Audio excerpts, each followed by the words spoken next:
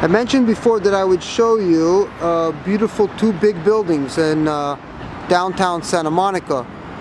And I said that in a modern place, you'll have one, two different halls, right? You have Culture and Peace Resource Center, and then you have the Youth Center. But be'etzim, it's one big farkakta empty room and a hakachainik, and they gather a bunch of gullible humans in there and they hack them in cup on a big screen, like many other groups that you know. Peace Hall, what is it? It's another farkakta room stuffed with garbage.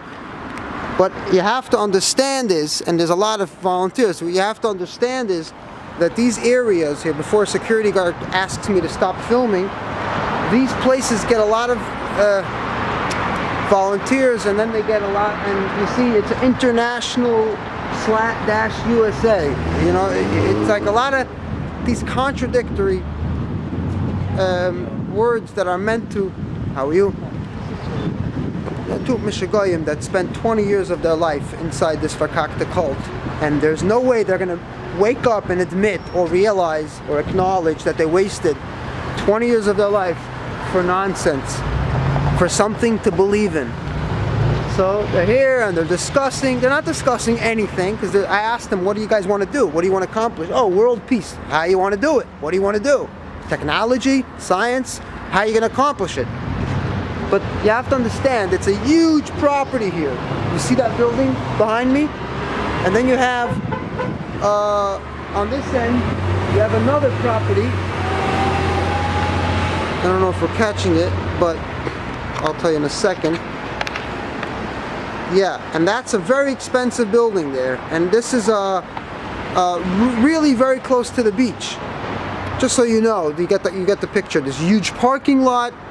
Enter the building, and the people who come here are the saddest people. Most of them are unaccomplished and unfulfilled lives, and what the mystery is, where does the money come from? But I'm sure it's not a supernatural source. I'm sure it someone knows, and it's not a secret. A secret means no one knows. Once one person knows, you figure it out. It's not rocket science. It's not like finding the cure for cancer.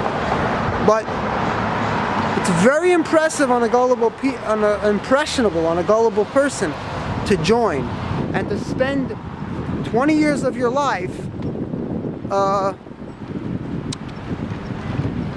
They would chant inside. I walked in there once on a Sunday. They go Nam Yeho, Rengekyo, Nam Yeho. Now, Buddhism is just a way of chanting. It's about, it's about realizing the life, what life is, accepting reality so you suffer less, right? As opposed to Christianity and Judaism, where you're led to believe that you're a sinner and therefore you suffer more, right? Psychically. But here, this is a huge building here, and youth come here from all over. They get caught in because someone told them that there's something meaningful to do, and everybody wants to do something meaningful in their life, because we live and we do many things, and sometimes the things become too mundane that we think we want something more, and then you end up doing something worse and less.